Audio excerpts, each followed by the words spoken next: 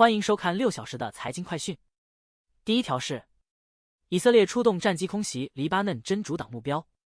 真主党已超过200枚火箭弹还击。双方宣布行动暂时结束。以色列重新开放机场和放松公共集会限制。加沙地区停火谈判在开罗继续进行。美国和以色列警告称，哈马斯、真主党和伊朗若继续拒绝协议，将面临后果。接下来，苹果人工智能特性有望在未来几年大幅提升其收入和收益。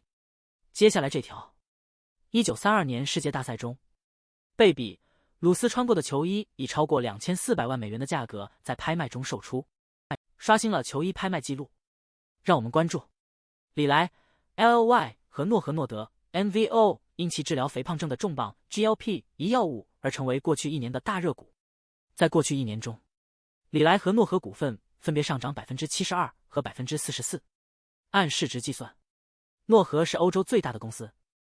而李来以9000亿美元的市值位居美国公司第8位。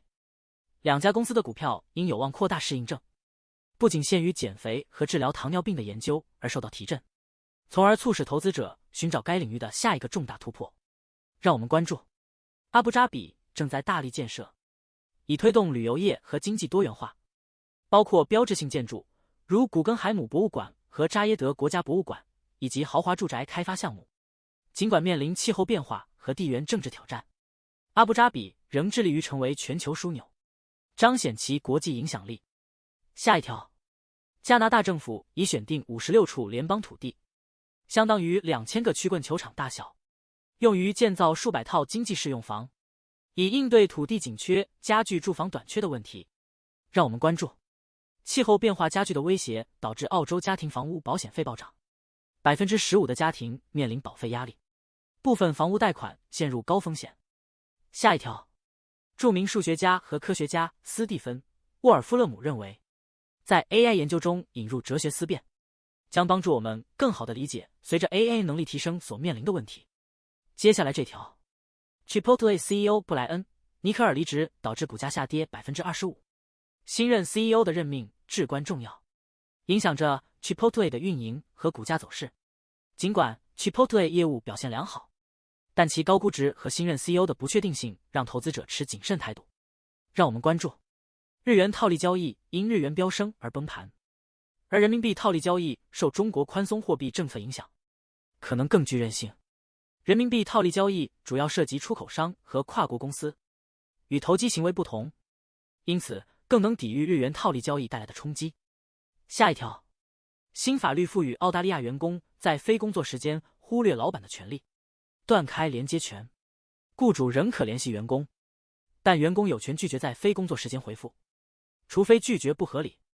由公平工作委员会裁定是否合理。让我们关注 Rivian 汽车厂停车场发生火灾，损坏多辆电动汽车，但无人员伤亡，火灾原因正在调查中，装配厂未受影响。下一条，日本央行通过在口头暗示后采取加息行动，有效地影响了市场对货币政策的预期。研究表明，央行沟通的有效性取决于行动与言论的一致性，尤其是在政策框架不确定性较高的情况下。接下来，加沙冲突可能升级为地区战火，引发对中断中东石油供应的担忧，推高油价。美联储即将降息，提振全球经济和燃料需求前景，也提振油价。最后一条是，受美联储主席鲍威尔暗示下个月降息的利好消息提振，大多数亚洲股市周一早盘有望上涨。以上是过去6小时的财经快讯，我们6小时后见。